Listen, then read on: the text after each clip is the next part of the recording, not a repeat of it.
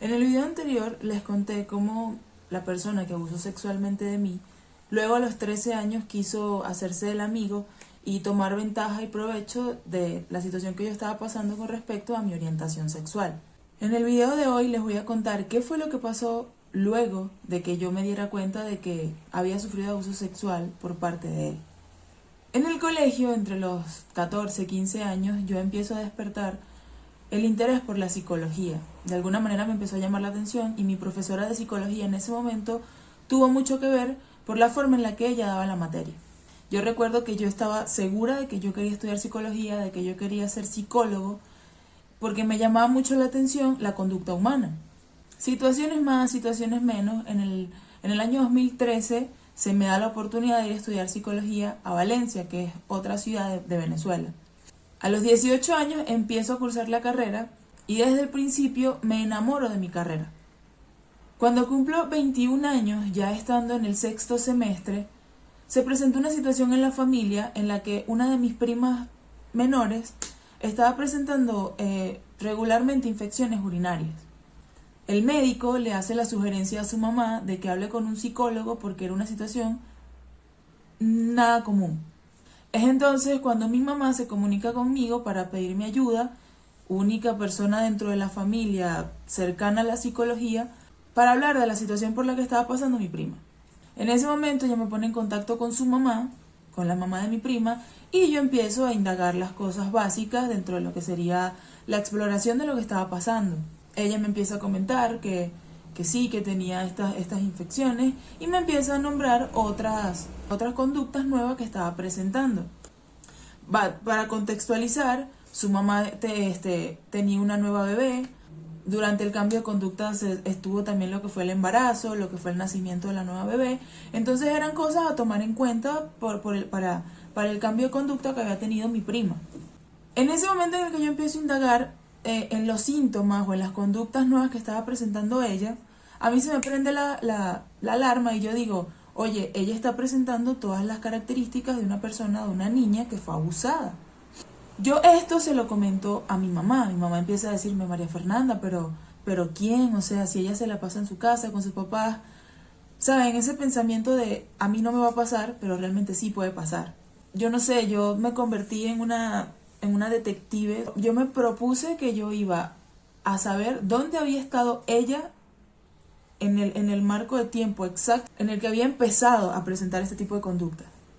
Da la cosa de que yo empiezo a preguntarle a su mamá, empiezo a indagar, empiezo a sacar cuentas. Entre tantas indagaciones, tantas hipótesis que yo hice, los cambios de conducta se habían presentado en fechas cercanas a los meses en los que uno de mis primos cumplía años. Cumpleaños que había sido justamente en esta casa donde habían abusado de mí. Y además se presentó la situación y todo me vino cayendo como fichas. El hecho de que en ese cumpleaños todo el mundo se fue, pero la niña quiso quedarse con su papá porque su papá estaba jugando dominó, truco, así jugando otras cosas. Y ustedes saben lo que pasa cuando tú dejas a un niño con un papá que lo que está es pendiente de los amigos, de tomar, o sea, no le pone el cuidado pertinente. En ese momento yo dije, ¿será que la misma persona que abusó de mí abusó de mi prima? Se me presentaron muchas incógnitas, sin embargo yo no quise ahondar más en el tema ni ir en mayor profundidad en la situación porque yo no estaba segura, no tenía la certeza. Mi prima a partir de ese momento empezó a tener conductas bastante extrañas. Ella, aparte de las infecciones urinarias, no quería ir al baño, ella no quería orinar, ella empezó a ser una niña más sigilosa, más miedosa, empezó a tener pesadillas, terrores nocturnos, lloraba desconsoladamente sin motivo. Entonces fueron cosas que yo dije, oye, aquí está pasando algo bastante extraño. Recuerdo que yo se lo comenté todo a mi mamá, le dije todo esto. Nuevamente me dijo como que, María Fernanda, pero, ¿saben? Ese miedo de ir y contárselo a los papás, porque personalmente yo sabía que se podía desatar una situación bastante complicada.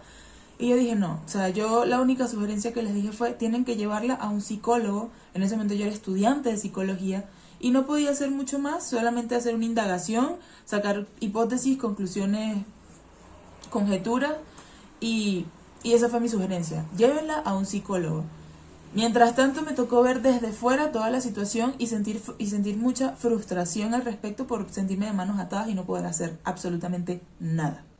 Pasaron los días, pasó el tiempo y mi prima continuaba frecuentemente presentando las infecciones de orina, continuaba con estas conductas, ella escribía cosas en la pared, ella desnudaba las muñecas, tenía muchas conductas de un niño que había sido abusado sexualmente. Un día, yo en vacaciones de la universidad, estaba sentada en la mesa con mi mamá y se presentó el tema de hablar de mi prima.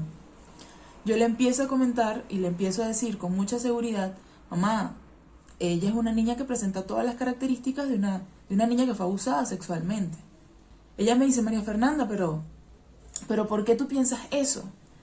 Inmediatamente yo le empiezo a enumerar paso a paso, una a una, mira, ella presenta esto, y le di toda la gama de características que yo estaba viendo.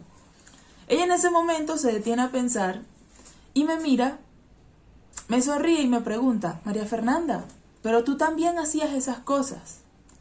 ¿Tú fuiste abusada sexualmente? En ese preciso momento, yo me encontré entre la espada y la pared. Era seguir ocultando lo que me había pasado o, por el contrario, de responderle de manera afirmativa y demostrarle que yo estaba segura de lo que le estaba diciendo. Fue entonces cuando yo la vi, la miré a ella y le dije, sí, yo fui víctima de abuso sexual infantil. Ese fue un momento de conmoción, fue un momento de shock, imagínense. Y a mí me habían abusado cuando yo tenía 6, 7 años, tenía 21 años en ese momento. Toda la situación se prestó para que yo tuviese que decirle a juro, sin yo estar lista, sin yo querer, lo que me había pasado. En ese momento empezó un proceso distinto en mí y en ella. En ella era el descubrir que su hija, su bebé, su niña pequeña, había pasado por una experiencia traumática y ella nunca lo supo, ella nunca se enteró. Y en mí empezó este proceso de darme cuenta de que yo había estado culpando toda mi vida a mi mamá y mi mamá no tenía la culpa de absolutamente nada. Ver a mi mamá mal, verla frustrada, verla molesta, me hizo ver que yo había estado en una equivocación. En ese momento ella entra en crisis y me pregunta, ¿quién? Dime quién fue. ¿Fue el papá de Sebastián? Sebastián es mi hermano. Y yo le dije, no fue él. Me dice, entonces dime quién fue. En ese momento yo le digo el nombre de la persona que abusó de mí. Ella le da un golpe a la mesa y me dice, ese desgraciado, ¿cómo te hizo eso? ¿Por qué? ¿En qué momento? ¿Cuándo? Mi mamá empezó a buscar muchas respuestas. Respuestas que evidentemente yo le fui dando. En ese momento yo me puse a llorar, ella se puso a llorar. Mi hermano vino, estaba muy molesto, estaba muy frustrado. La situación en ese momento se tornó bastante... Creo que todos iniciamos un proceso en ese momento. En ese momento mi mamá me dice, vamos a ir y se lo vamos a contar a todo el mundo. Todo el mundo tiene que saber lo que él te hizo. Nos levantamos de la mesa, nos montamos en el carro y nos fuimos a casa de otra tía que estaba con su hijo, con mi otro primo, y nos sentamos a hablar con ella. Yo entre lágrimas les conté lo que me había pasado. Mi mamá también llamó a otra de mis tías, les contó. Empezaron las preguntas a mis primas más pequeñas, a preguntarles si les habían hecho lo mismo. Empezó toda una especie de investigación para saber si le había pasado a alguien más lo que me había pasado a mí. Y la conclusión a la que todo esto llegó fue como, mi tía llamó a mi mamá y le dijo como que, oye, lo mejor es que dejemos esto aquí porque a quien van a dejar mal es a María Fernanda. Imagínense toda esta historia que yo les he contado a lo largo de estos 3 videos que les estoy mostrando, en los que yo fui la agredida, en los que yo fui la víctima, en los que yo fui la afectada. 21 años contarlo y que a pesar de todo yo siguiese siendo la afectada, yo siguiese siendo la víctima y yo siguiese quien iba a quedar mal. En ese momento pues mi mamá se calmó, ella me contaba que ella no podía dormir, que ella solamente se imaginaba ese momento, que ella realmente se sentía muy mal. Como les dije, empezó mi proceso de reconocer que ella no había sido culpable. Luego les hablaré de esta situación. Yo me regreso a Valencia, tenía que empezar semestre.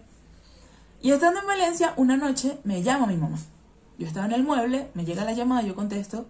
Y ella me está hablando, ella llega, ¿sabes? Como las introducciones que hacen las mamás para poder contarte algo. Y me dice, necesito decirte algo. Y yo, ajá, bueno, cuéntame, ¿qué pasó? Y me dice, tú sabes que otra de mis primas, que ella es mayor que yo, se entera de lo que había pasado.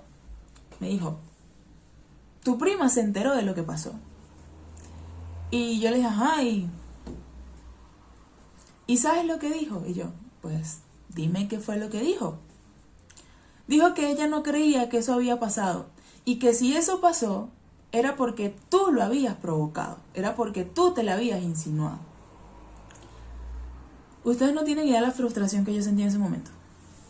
Ustedes no tienen ni la remota idea de la rabia que yo sentí. Y no por lo que ella estuviese diciendo, sino porque yo sentía que me habían desnudado por completo y me sentí súper vulnerable ante la situación. Les repito, una persona que pasó por una situación de abuso sexual infantil, lo menos que quiere es contarlo, y justamente porque pueden pasar estas cosas. O sea, mi mayor miedo se había vuelto realidad. Habían dicho que yo me le había insinuado a él, con 7 años de edad, un tipo que tenía como 40 años. O sea, recuerdo que me puse a llorar y empecé a pelear con mi mamá y le dije, ¿por qué tú contaste eso? Tú no tenías que haber contado nada, eso era algo mío. Y sentí una frustración y solamente le dije como que, ¿por qué? No debiste, no sé qué, ¿sabes qué? Chao. Y ya, y terminó la llamada. Fue bastante fuerte porque tú huyes durante todo tu proceso de justamente eso, de que te juzguen, de que te pongan en el papel de que tú también formaste parte porque quisiste. Y es algo absurdo, es algo ilógico, es algo completamente loco. Pero sí, las personas que pasan por estas experiencias lo piensan, lo sienten. Me pasó personalmente. Ahora bien, ¿qué es lo que pasa luego de este momento en el que yo estoy en el 6º semestre de la carrera de psicología? Yo me doy cuenta de que realmente yo quiero que mi trabajo de grado sea sobre el abuso sexual infantil. No estaba segura si en la adultez, si en los niños, si en qué. O sea, no tenía certeza, pero yo sentía que eso era lo que yo quería hacer, que era lo que yo debía hacer. Y si ustedes quieren saber cómo fue mi proceso de tesis y cómo fue el darme cuenta de que la mayor cantidad de amigos que tenía habían sido víctimas de abuso sexual infantil también, no se pierdan el próximo video el sábado que viene. Que tengan excelente semana.